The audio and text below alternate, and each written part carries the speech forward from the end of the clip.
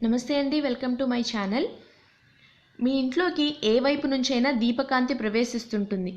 ఎదురింటి దీపాల కాంతి, మీ ఇంటికి పక్కనో వెనకనో ఏదో ఒక పక్కన దేవాలయాలు కానీ మత సంబంధ మందిరాలు కానీ సహజంగా ఉంటాయి.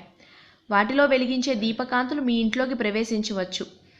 ఎదురుగానో వెనక వైపునో ఉన్న వీధి లైట్ల కాంతి మీ ఇంట్లోకి ఏ దిశ గుండా ప్రవేశిస్తే ఏ ఫలితాలు సంభవిస్తాయో మనం తెలుసుకుందాం.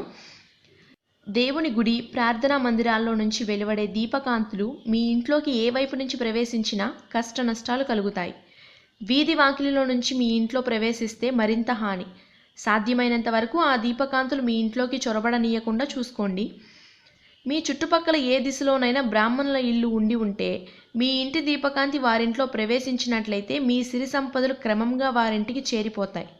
అందుకు అవకాశమున్న తలుపులు, కిటికీలు మూసి ఉంచండి. మీ ఇంట్లో వెలిగించిన దీపాలు తూర్పు ముఖంగాను ఉత్తర ముఖంగాను పెట్టినట్లయితే మీ ఇంట్లో లక్ష్మీదేవి సదా కాపురం చేస్తుంది. ఇంట్లో పడమర దిశలో దీపాలు వెలిగించి పెట్టినా, దక్షిణ దిశలో పెట్టినా క్రమంగా సంపద క్షీణించిపోతుంది. మీ ఇంట్లో దీపకాంతి 4 దిశలా ప్రసరిస్తుంటే మీ ఇంట్లో సిరి తాండవిస్తుంది. సంధ్యాదీపం మొదలు ఉషోదయం వరకు ఏ ఇంట దీపం వెలుగుతూ ఉంటుందో ఆ ఇంట్లో అష్టైశ్వర్యాలు పుష్కలంగా ఉంటాయి.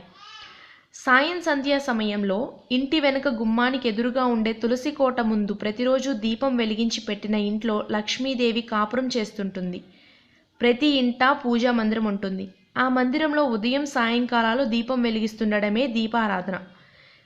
ఆ విధంగా దీపారాధన చేస్తే ప్రతి ఇంట్లో సిరులు పొంగుతుంటాయి.